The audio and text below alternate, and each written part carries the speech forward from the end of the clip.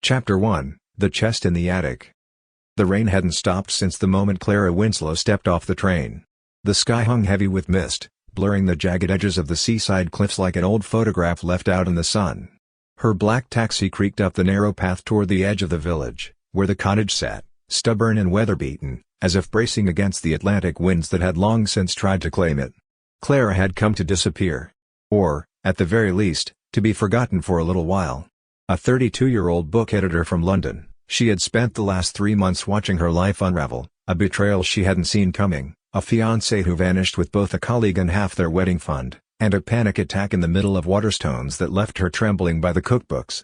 So when the email arrived about a month-long sublet in Rose Bay-on-Sea, a place she vaguely remembered from childhood holidays, she didn't think twice. The cottage, all ivy-clung stone and salt-bitten shutters, was nestled at the edge of the village, within sight of the old lighthouse that hadn't shone in over half a century. Inside, the cottage smelled like lavender oil and wood smoke.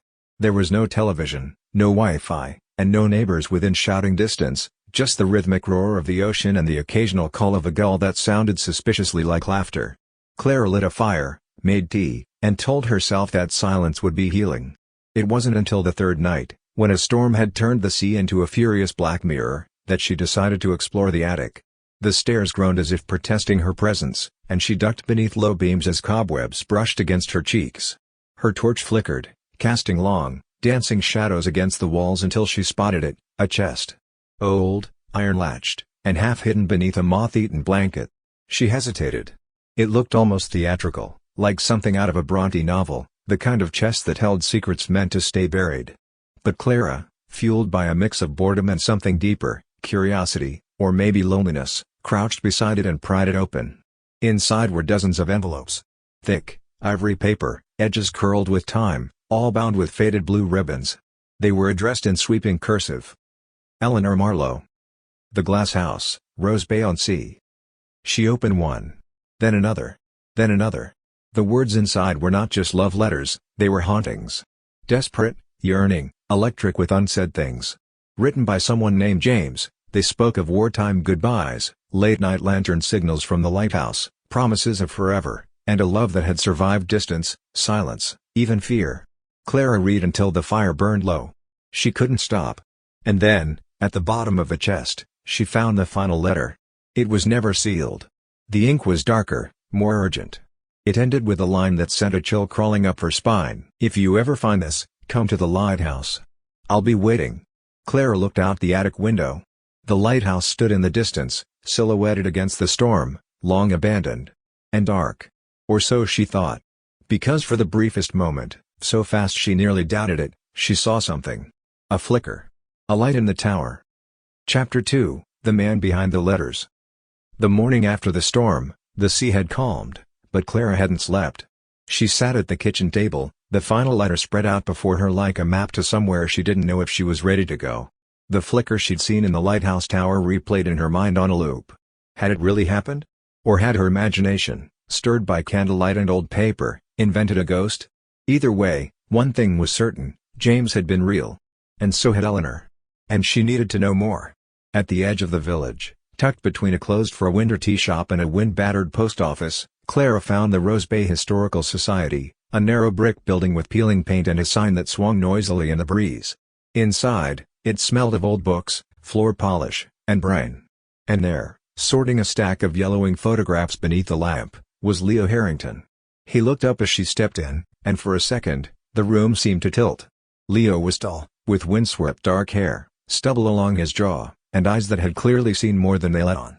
He looked like someone carved from the coast itself, all cliffs and shadows and something vaguely shipwrecked. "Can I help you?"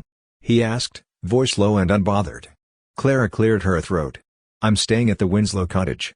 Found something in the attic I thought you might know about." She handed him one of the letters, carefully chosen, not the last one. "Not yet." Leo scanned the handwriting, the name James, the addressee Eleanor Marlowe. And his expression changed. Just barely. But Clara saw it. The tiniest flicker in his gaze, like someone remembering a dream they tried hard to forget. "You found this in the attic?" "There are dozens. All written by James. But they were never sent." I think he lived in the lighthouse." Leo nodded slowly, then looked up. "He did." Clara blinked. You know him? I know of him. Everyone here does, or at least, they used to. He set the letter down like it might burn through the desk. James Whittaker. Lighthouse keeper during the war. Some say he went mad. Others say he died waiting for someone who never came. Clara's heart picked up. Eleanor? Leo hesitated. I was hoping you could help me find out more, she said, stepping closer. I'm a little obsessed now. He gave a soft, breathless laugh, the first break in his quiet exterior. A woman after my own heart. They spent the afternoon poring through village archives. Leo showed her James's employment records, newspaper clippings, even a penciled sketch of the lighthouse from 1942. But as he worked, Clara noticed something strange, a guardedness. He spoke about James with a reverence that felt personal. Too personal. And then, as she wandered through a box of old photographs, her finger stopped on one in particular. A black and white portrait, slightly blurred, a man in uniform, standing proudly in front of the lighthouse. He was smiling. James Whittaker. Clara's breath caught in her throat. Because James looked almost identical to Leo. Same jawline. Same eyes. Same quiet sadness. She turned, holding up the photo. Leo, she said softly, is this your? Before she could finish, he reached for the photo and slid it back into the box. Let's focus on the letters, he said, with a small, unreadable smile. There's more to uncover than you think.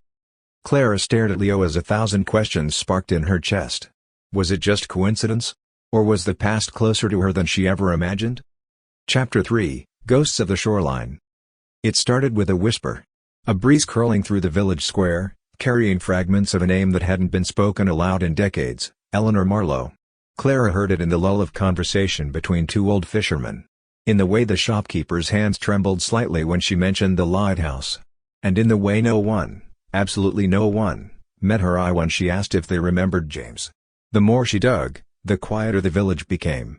By the end of her first week, Clara had read all the letters. Every single one.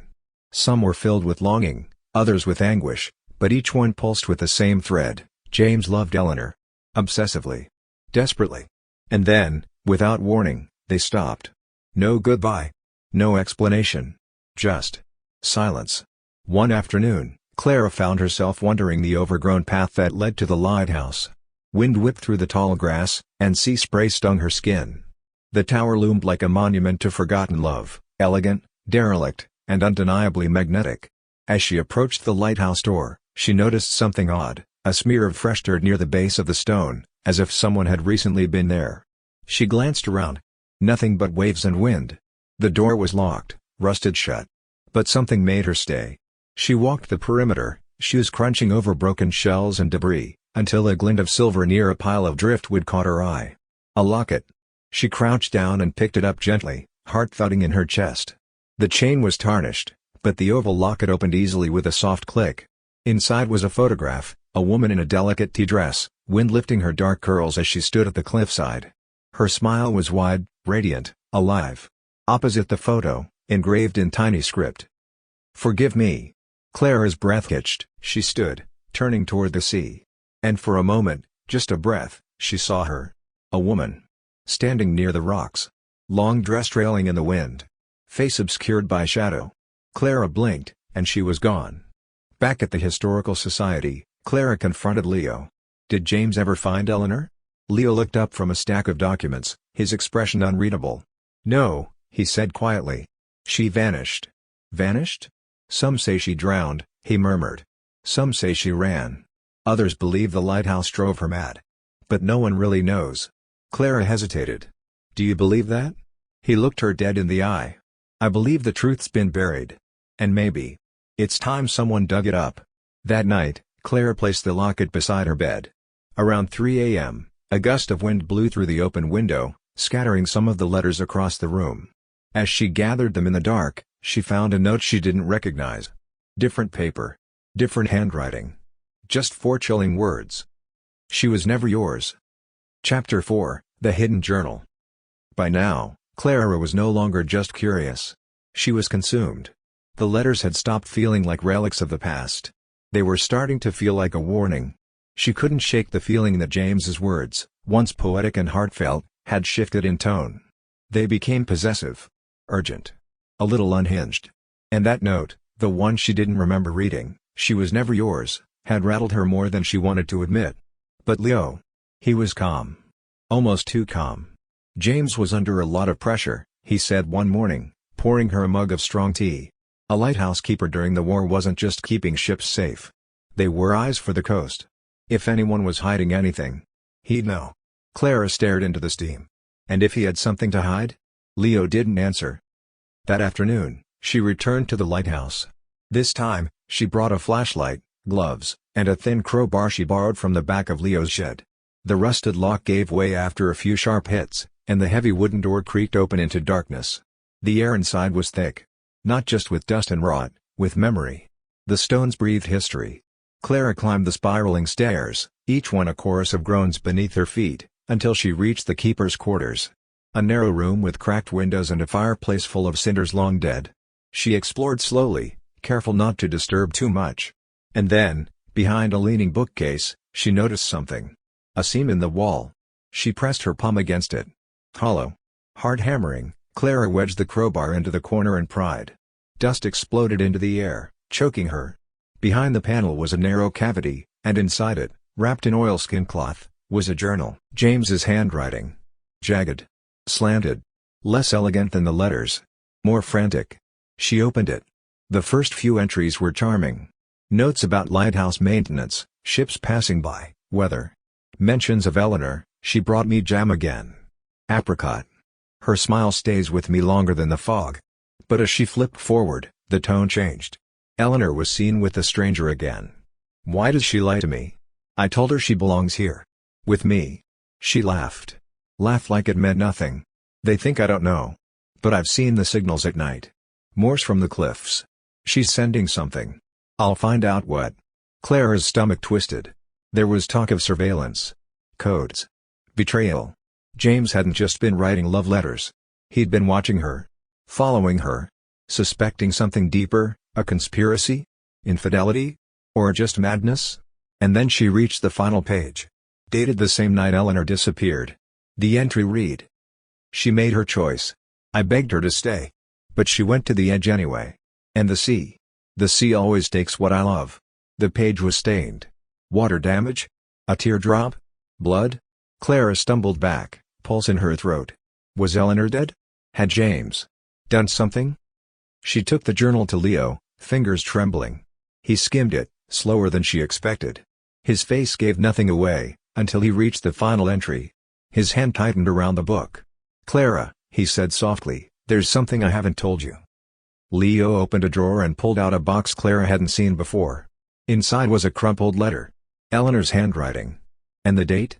2 weeks after her disappearance. Chapter 5, Leo's Lie. The letter sat between them like a loaded gun. Eleanor's handwriting, flowing and elegant. Dated 2 weeks after she supposedly vanished. 2 weeks after James had written about her being taken by the sea. But Eleanor was still alive when that final journal entry was written. Clara stared at Leo. "Where did you get this?" He hesitated, just for a second, but long enough to confirm the pit growing in her stomach. "It was in my father's belongings," he said finally. "I found it last year. I didn't know what it meant. Until you showed up. You said you barely knew anything about James." Leo's jaw tensed. "I lied." Clara took a step back. Leo ran a hand through his hair and turned toward the window, the gray light casting his features in harsh shadow. "James Harrington was my grandfather. But he wasn't the man my family wanted to remember. My father never spoke of him, only that something terrible happened. That James was cursed by the sea and cursed by love." He turned back to Clara. "When you found the letters, I thought it might finally be time to learn the truth. And you let me think you were just a historian?" Clara's voice cracked. "I am a historian," he said softly. "But this is personal." He handed her the letter. "James. I can't run anymore. I tried, but the lies follow me even here. What we had was real, until it wasn't. If I don't return, know this, I did what I had to do." Clara's thoughts spiraled. James lied. Leo lied. Eleanor might have lied too. Everything felt slippery. That night, Clara couldn't sleep. She lay awake in the cottage, letters in the journal spread out across the floor. She traced patterns between dates, cross-referenced names, timelines. Then something clicked. She rushed to Leo's study the next morning, hands full of notes. "There's a name that keeps appearing," she said breathlessly. "In the letters. In James's journal. Just once or twice." "Margot. Do you know who that is?" Leo went still. "My grandmother," he said quietly. "James's wife?" He nodded. "She died in 1944. I barely remember hearing her name." Clara reached into her bag and pulled out the locket she found by the lighthouse. Leo took it, slowly. Opened it. His breath caught. "That's her. That's Margot." "Not Eleanor," Clara whispered. Leo shook his head. "No. James wasn't writing love letters to Eleanor. He was writing them to his wife." The room tilted. What if Eleanor had never been the woman James truly loved? What if the "forgive me" in the locket wasn't an apology to a lover, but a confession to a betrayal? That night, Clara returned to the lighthouse one last time. As she stepped inside, she heard a floorboard creak upstairs. She wasn't alone. Chapter 6, A Second Woman. Clara didn't scream when she heard the creak upstairs. She froze. The air in the lighthouse thickened. The flashlight in her hand flickered once. Then again. She stepped lightly up the staircase, each footfall sending echoes spiraling through the tower. When she reached the keeper's quarters, she braced herself. But the room was empty. Just shadows. Dust. And a lingering scent of salt and old paper. But something had changed. On the floor was a single letter that hadn't been there before. No envelope. No name. Clara picked it up, heart racing. "I watched you stand at her grave today. I wonder if you felt her watching you back. I wonder if you've realized. She never truly left. M. Margot." The next morning, Clara tore through parish records and town archives. The letters, the journal, Eleanor's disappearance, they'd all been pointing in one direction. But Margot? She'd been missing from the story. Until now. She went to the village cemetery, tucked behind the chapel where the stones leaned like old secrets. There it was. Half hidden by ivy. Margot Harrington. 1920 to 1944. Beloved wife. Lost too soon. But there were no flowers. No signs anyone had visited in decades. She felt a chill race down her spine. Because now, the dates weren't lining up. If Margot had died in 1944, and Eleanor had vanished after that, then James had written letters to both women. He hadn't just loved them. He had been caught between them. Clara stormed into Leo's cottage. "Why didn't you tell me Margot died during the war?" He looked up from a pile of yellowed maps. "Because I didn't know until you found her grave. She's the key, Leo." The letters weren't just for Eleanor. He was grieving. Obsessing. Writing to ghosts. Leo's expression darkened. "There's something else," he said, reaching for a crumpled, unfiled document. "I found this yesterday. A witness account from 1944. A neighbor said they saw James and Margot arguing near the cliffs. The next day, she was gone." "What?" "She was reported as having died in an air raid. But there's no official death record. No body ever found." Clara's breath caught. "You don't think she died in the war?" she said slowly. Leo's voice was quiet. "I think she might have died because of James." But then came the twist. That night, Clara returned to the lighthouse alone. She couldn't sleep, couldn't sit still. Something was off. She climbed back to the attic where she first found the letters. And behind a loose floorboard, she found another letter. One she hadn't seen before. This one wasn't from James. It was written by Margot. And it began. "Eleanor. He doesn't know I found out. But I saw the two of you. I know what he promised you. He promised it to me too. I won't let him hurt us both." On the back of the letter, in faint pencil, Clara noticed coordinates. When she looked them up, they pointed to a cave along the shoreline, one that floods completely during high tide. Chapter 7, The Lighthouse Keeper's Secret. The storm came in fast that morning, dark clouds bruising the horizon, waves crashing harder than before. But Clara didn't care. She was already waist-deep in something far more dangerous. She stood at the entrance of the cave, her boots slick with sea spray, flashlight in one hand, Margot's letter in the other. The tide was out. For now. She had 20 minutes. The cave was low and narrow, carved by time and salt. 100 feet in, the walls opened to a hollow space, and there, in the far corner, wrapped in oilskin and tucked into a rusted ammunition crate, was a bundle of documents. Letters. Maps. A photograph. And one torn journal page marked in bold, all-caps script. Operation Sea Glass, classified. Her heart pounded. James had been part of something bigger. Much bigger. Clara brought everything back to Leo's, spreading it across the table. Together, they began to decode the pieces. James Harrington hadn't just been a lighthouse keeper, he was a signalman for British naval intelligence during the war. From the top of the lighthouse, he used light patterns to transmit coded messages to ships off the coast. But it got worse. One of the maps showed German U-boat routes off the English coastline. Marked in red ink were confirmed sabotage attempts, places where Allied ships had been lured off course by false light signals. Someone had been working against them. Clara flipped over one of the photographs and gasped. There was Eleanor. Standing outside the lighthouse, her face partially hidden by a scarf. On the back, target confirmed. Nightingale compromised. Leo's face paled. Nightingale was Eleanor's code name. She was a spy, Clara whispered. But for who? The hidden journal pages were the darkest yet. She's playing me. I know it now. I was a fool. She seduced me for the lights. For the codes. But she doesn't know what I've done. What I've hidden. I can't let her take it. I can't lose Margot again. If she finds out what's buried under the lighthouse, she'll ruin us all. Forgive me, Eleanor. I loved you. But I loved my country more. Suddenly, the past twisted like a broken staircase. Clara no longer knew who to believe. Was Eleanor a traitor, a spy who used James for secrets? Or was James the traitor, twisting the story to erase his sins? And where did Margot fit in? Jealous wife? Innocent victim? Or the one pulling the strings behind both? That night, Clara sat alone in the lighthouse, rereading Eleanor's letter, the one from Leo's father's belongings. She held it to her chest. The storm outside battered the windows. And then she heard it, a soft knock on the lighthouse door. She opened it to find no one. Just an envelope on the step. Inside, a single line, scrawled in faded black ink. You're getting close, Clara. But some truths were never meant to be found. She flipped the note over. Stamped in the corner was a faded insignia. British Naval Intelligence, decommissioned. And below it, a name. Margot Harrington. Retired officer, 1946. Chapter 8, The Woman in the Photograph. The storm had passed, leaving the village cloaked in a damp, eerie silence. Clara sat at Leo's kitchen table, the photograph of the woman at the lighthouse door spread before them. The woman's eyes, though faded, held a familiar intensity. She looks like Eleanor, Clara murmured. Leo nodded slowly.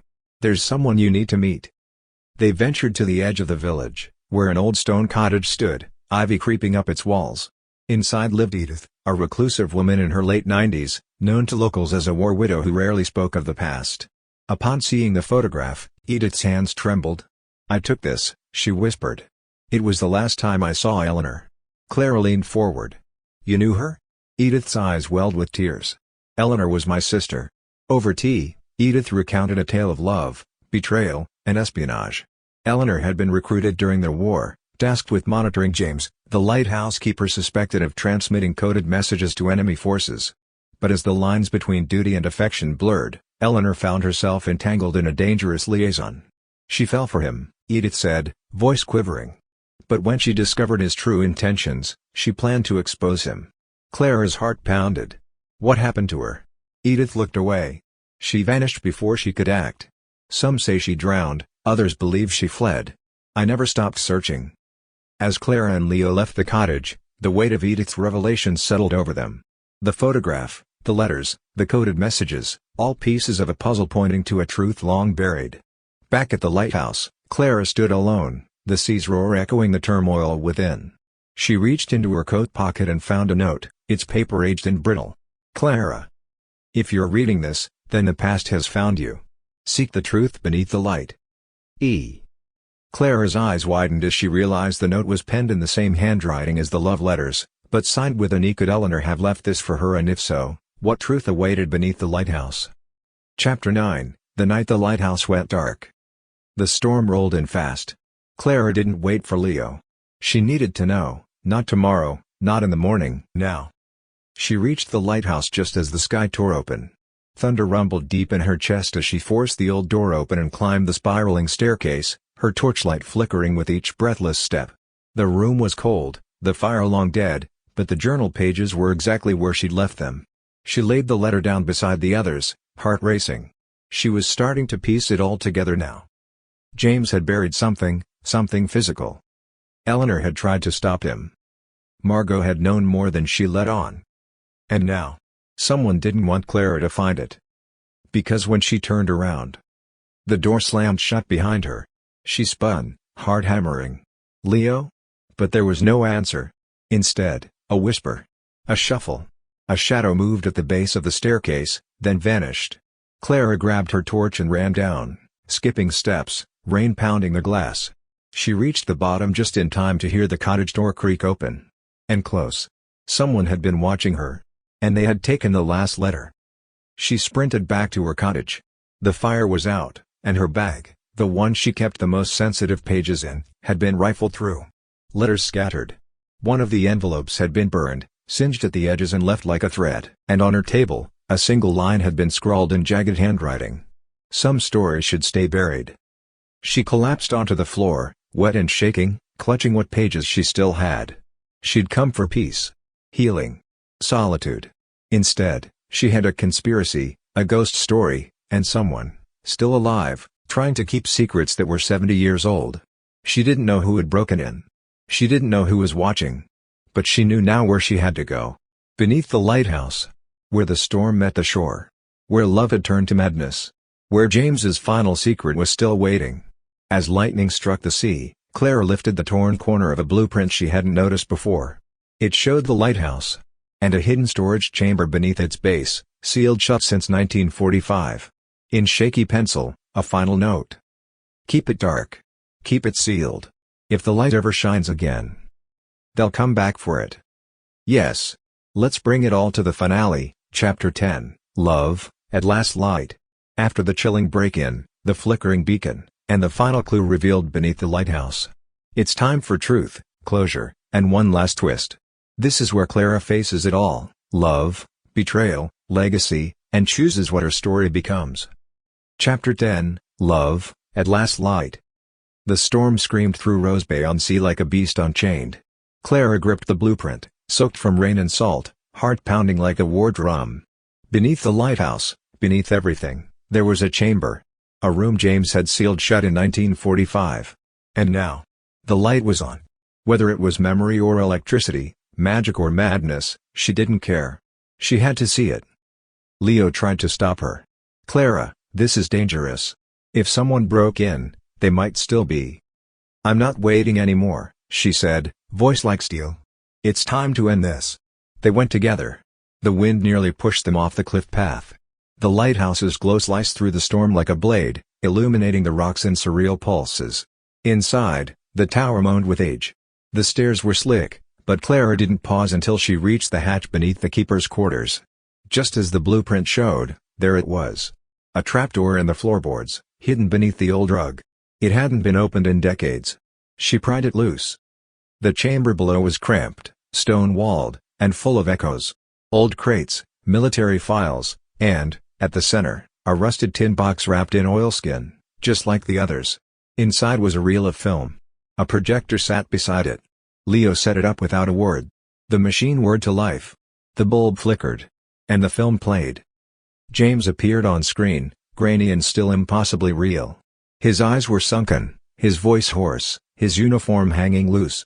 "If you're seeing this, I didn't get to finish the story. I betrayed the ones I loved. Margot. Eleanor. I tried to be the light for others. And instead I became the storm. Margot died because she found out what I'd done. Eleanor disappeared because she was too strong to be destroyed. I thought sealing this place would keep it buried. But love doesn't stay buried. It echoes. I leave this not as an apology. Just a truth. Because maybe someone out there will understand, will forgive, and find love that survives the storm." The screen went dark. And in the silence that followed, Clara wept.